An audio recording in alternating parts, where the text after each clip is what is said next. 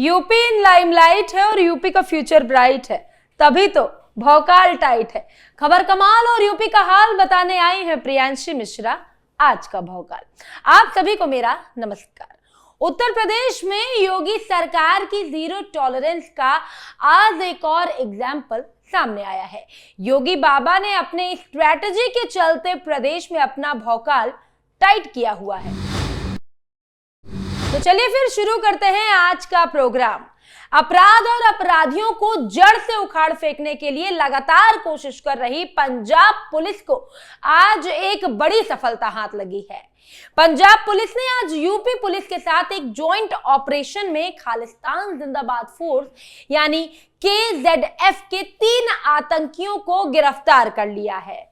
CM भगवंत मान के आदेश और जीरो टॉलरेंस नीति के तहत काम कर रही पंजाब पुलिस की इस कार्यवाही को बड़ी सफलता के रूप में देखा जा रहा है। यूपी पुलिस और पंजाब पुलिस की एक टीम ने इस ऑपरेशन के दौरान अपराधियों को पीलीभीत से गिरफ्तार किया। ये पूरी कार्यवाही गुरदासपुर के स्थानीय चौकी पर हुई, जहां पर ग्रेनेड अटैक का मामला सामने आया था।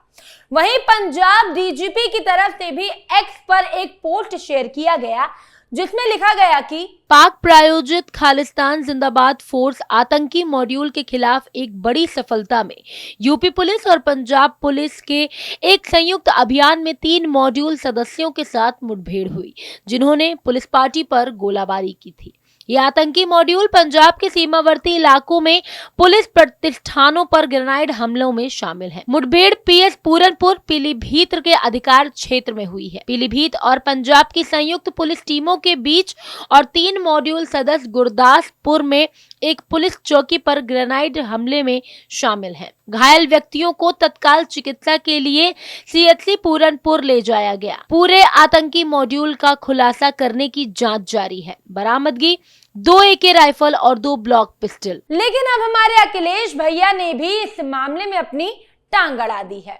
उनको इस चीज से भी दिक्कत होने लगी है। लेकिन मैं आपको याद दिला दूं कि ये वही लोग हैं जो यूपी प्रशासन पर आरोप लगाते थे कि यूपी पुलिस किसी और प्रदेश की पुलिस के साथ ढंग से तालमेल बिठाकर काम नहीं कर पाती है। लेकिन आज की जो घटना है ये उन लोगों को आईना दिखाने वाली बात है। वहीं लखनऊ के ओवरसीज बैंक में चोरी करने वाले बदमाश को पुलिस ने एनकाउंटर के बाद गिरफ्तार कर लिया। पुलिस ने एक बदमाश के पैर में गोली मार दी और इसके बाद वो भागने में कामयाब नहीं हो पाया। पुलिस उपायुक्त पूर्वी ने बताया कि पुलिस बैंक डकैती की घटना की जांच कर रही थी, तभी एक कार को पूछताछ के लिए रोका गया तो कार सवार बदमाशों ने एक करके पुलिस पर फायरिंग करनी शुरू कर दी और भागने लगे। जवाबी कार्यवाही में उनके पैर पर गोली मारी गई, उन्हें गिरफ्तार कर लिया गया। घटना से जुड़े बाकी लोगों की भी तलाश की जा रही है। लेकिन अखिलेश यादव को तो वही वैसा ही राज्य पसंद आता है जैसा उनकी अपनी सरकार के दौरान था या उन्होंने बनाया हुआ था। अब एनकाउंटर्स और गिरफ्तारी को लेकर योगी सरकार को घेरते हुए और तरह तरह के पोस्ट करते हुए अखिलेश नजर आ रहे हैं। अब भैया कोई तो मुद्दा चाहिए उनको भुनाने के लिए, तो यही सही इसी पर जोर लगा दे रहे हैं। लेकिन वो ये भूल गए हैं कि योगी सरकार है ये, यहाँ पर कोढ़े बरसाए जाते हैं अपराधियों पर। बुलडोजर एक्शन होता है जो कानून व्यवस्था के साथ खिलवाड़ करता है। उत्तर प्रदेश में इन दिनों मस्जिदों के सर्वे को लेकर भी बवाल मचा हुआ है। एक तरफ संभल की शाही जामा मस्जिद के सर्वे चल रहा है तो वहीं दूसरी तरफ जौनपुर की अटाला मस्जिद में सर्वे की मांग की जा रही है। वहीं संभल, अलीगढ़, कानपुर, बदायूं, बरेली और गाजियाबाद में मुस्लिम पॉपुलेटेड एरिया में भी मंदिरों के मिलने का सिलसिला शुरू हो गया है और इसके बाद खुदाई का प्रोसेस भी किया जा रहा है।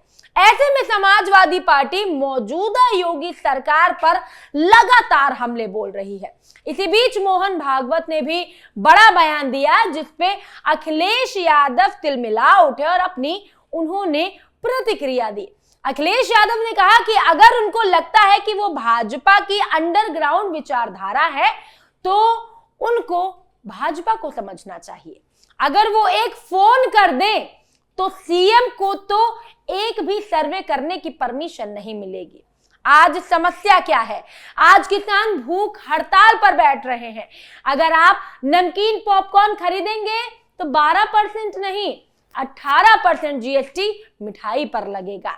जो लोग नफरत फैलाएं, कानून से ना चलें तो इनको और क्या कहेंगे? ये ऐसे ही ढूंढते रहेंगे और खोदते खोदते अपनी सरकार को भी खो देंगे।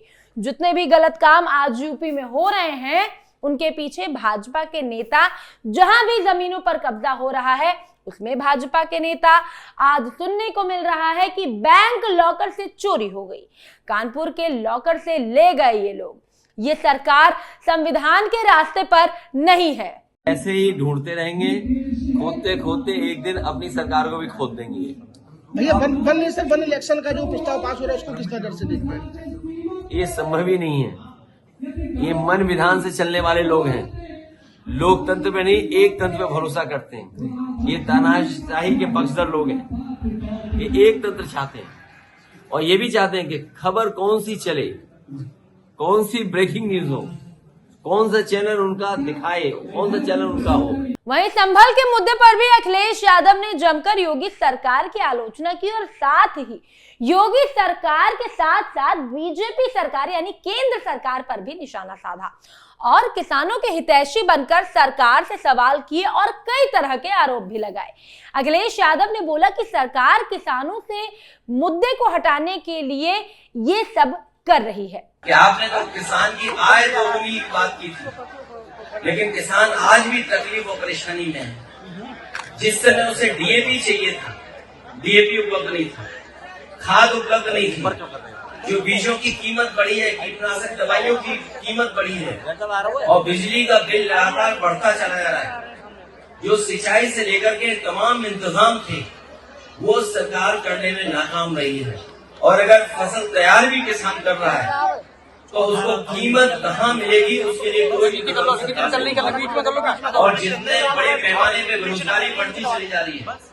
10 साल हो गए उनको दिल्ली में, उत्तर प्रदेश में भी 7 साल की सरकार हो गई। अगर हम 17 साल का हिसाब किताब लगाएं तो इस सरकार ने बेरोजगारी बढ़ाई है। लेकिन फिलहाल अखिलेश भैया को भी किनारे छोड़ देते हैं, उनके बारे में बाद में बात करेंगे। लेकिन आपको बताते हैं कि कैसे हमारे उत्तर प्रदेश और पंजाब पुलिस के वीरों ने अपराधियों को पकड़ा। उत्तर प्रदेश के पीलीभीत जिले में 3 खालिस्तानी आतंकवादियों को एनकाउंटर में मार गिराया गया है। पूरनपुर क्षेत्र में पंजाब और यूपी पुलिस की ज्वाइंट टीम ने यह काम किया है। पूरनपुर क्षेत्र में हरदोई ब्रांच नहर के करीब सोमवार सुबह करीब 5 बजे मुठभेड़ हुई थी।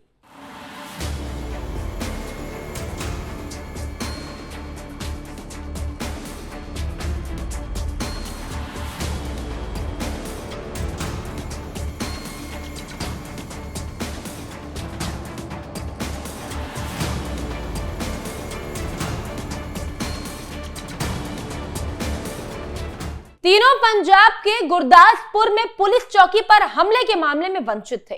पंजाब पुलिस इनकी तलाश में लगी हुई थी। तीनों की लोकेशन पीलीभीत के पूरनपुर में मिली और यहां पीलीभीत पुलिस के हेल्प से पंजाब पुलिस ने सोमवार तड़के तीनों आरोपियों को घेरा, फिर मुठभेड़ हुई और फिर उनका एनकाउंटर कर दिया गया। पूरा इलाका गोलियों से दहल उठा था। आसपास के गांव में दहशत फैल गई थी। लोग समझ नहीं पा रहे थे कि आखिर क्या हुआ है। पुलिस मुठभेड़ में घायल आरोपियों को लेकर अस्पताल भी पहुंची, जहां तीनों को मृत घोषित कर दिया गया। मुठभेड़ में 2 सिपाही भी घायल हुए हैं। पीलीभीत में यूपी पुलिस और पंजाब पुलिस की टीम की तरफ से जॉइंट ऑपरेशन में अपराधियों के पास से इलीगल वेपन भी मिले हैं। डीजीपी पंजाब की तरफ से जो इंफॉर्मेशन दी गई है उसके हिसाब से मुठभेड़ के दौरान पुलिस को 2 AK राइफल और 2 ब्लॉक पिस्टल भी मिले हैं।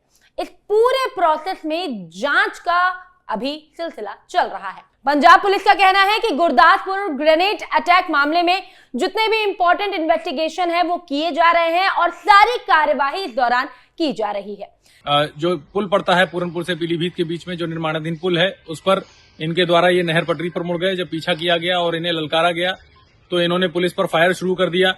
जवाबी फायरिंग में तीनों आतंकवादी घायल हुए हैं। उन्हें CSC पूरनपुर भेजा गया है। उनके पास से 2 AK-47, 2 foreign made Glock pistol और भारी मात्रा में एम्यूनिशन बरामद हुआ है। उनके बारे में जो बातें बताई गई हैं पंजाब पुलिस के द्वारा कि इनका कुछ फॉरेन कनेक्शन भी है, उसके संबंध में पूरी वैधानिक कार्रवाई की जा रही है। सबसे पहले इन्हें प्राथमिक उपचार कर CSC भेजा गया है और उसके बाद जैसा भी डॉक्टरों द्वारा कहा जा रहा है वैसी चीजें की जा रही हैं और जो भी अग्रिम वैधानिक कार्रवाई होगी उससे अवगत कराया जाएगा। धन्यवाद। लेकिन अंतर तो साफ पता चल रहा है, सपा की सरकार और योगी बाबा की सरकार में कितना अंतर है। क्योंकि सपा सरकार के दौरान सिर्फ माफियागिरी, गुंडागर्दी, दंगे यही सब सुनने और देखने को मिलते थे, लेकिन अब जब से योगी बाबा आए हैं तब से प्रदेश में सिर्फ बाबा का चाबुक अपराधियों पर चलता है, इसकी खबर सुनाई देती है।